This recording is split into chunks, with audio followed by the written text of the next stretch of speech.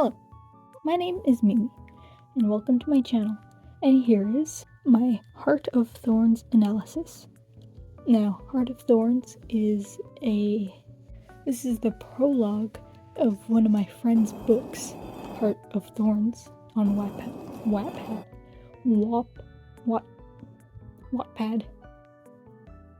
That was a mess, and let's get right into it.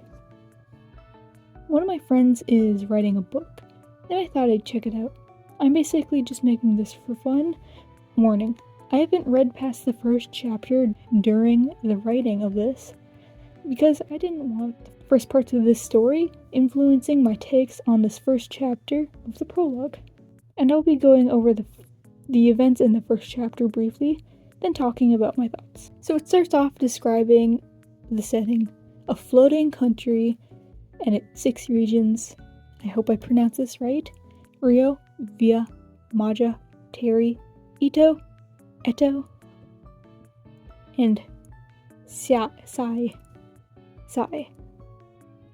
And we focus on Rio's royalty. Once the weakest and now the mightiest of the 6 due to the king named Arthur Grace. He talks about how he led every battle along with his father Paul Grace. I almost said conquering city after city and bringing peace.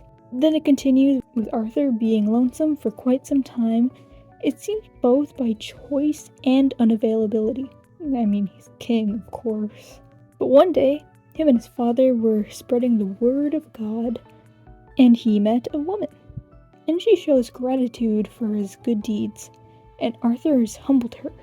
Now that the two are acquainted, they would see each other quite often, and we now just learn her name, and I hope I'm pronouncing this right. I'm sorry if I'm not, but here's my go at it. Therese Page. My native language is English, I should know this by now. And the two slowly fall in love and get married. A few months later, he lets his dad, Paul, take charge of the kingdom in his place due to Therese being pregnant, and instead rules the cities he conquered and spends time with his family. The last part talks about how Arthur's child was born and how he cried holding him for the very first time, and his name is Michael Grace. And then it goes on to how he will be king one day. After that, his life calmed down for a while, until some guards came in about a beast looking for Arthur. Now, I didn't go over everything in the text, I just did a basic gloss of the things that seemed important. Now, let's get into my opinions of what I didn't like, what I did like, what could have been added, and I guess what I liked, you can't really... What are 2 things you could say to say I liked it? Anyways, okay, first, I know this is just a prologue. English isn't his first language, he's younger than most people I read from, and this is his first book, so I'll be more considerate with my takes, but I will still be honest, because I respect Melancholic. That didn't sound right. Melancholic. I'm pretty sure that's how you pronounce it. I'm confident, so I'm not gonna check. Okay, first. Oh, I already read that part. Damn it.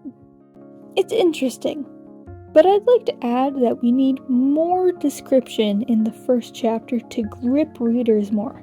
Such as, who fought back the most against Rio? Why were they the weakest? How did the people view Arthur? And what kind of man was he actually? These would make it easier for new readers to get interested in reading more of the story. But the things I like, the underdog narrative. People love this narrative. He opens up with the setting and vibe, so you have a good image of what the story can be. Full of possible hardship, with the previous battles brought up. And the surname Grace? It paints the image of what I assume the main character to be, almost like a saint. Especially with him bringing peace, along with his father, a former priest. All of these give you a good idea of who Arthur might be and his values, peace being the most obvious of them. with the romance part of the chapter.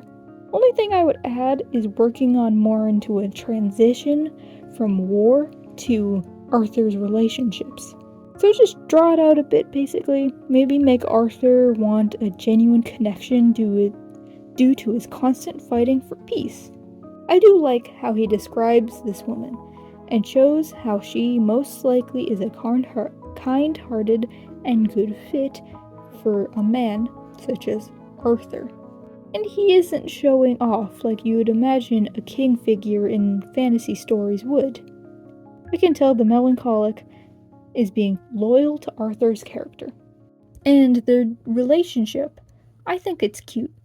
I like it. But to get more interested, we need to know more about what happened, such as, how did the two fall in love? We need just a little more. But as this is just a prologue, I will let this slide. You don't need to spend too much time on a couple that presumably is going to be together for the rest of the story. Unless the story is about them falling in love, but this is not bad. So just a little more substance, such as a date they went on, or a moment they had together alone. How would Paul feel about becoming king and his son marrying a, presumably, peasant girl? Other than these few things, it's a cute dynamic so far. And lastly, about Arthur's son, Michael. I wish we got more about how Therese felt about being with the former king, having a son with him. How does she feel about her child becoming king one day? Is she worrisome? Is she proud? Just a little bit more about how she feels would add a lot to her character. You want to establish the character first and foremost. Now you don't gotta go, this is so-and-so, and they're depressed because of a bad parent. But they get better soon by getting with someone very, very supportive. Just a general vibe, role, and importance.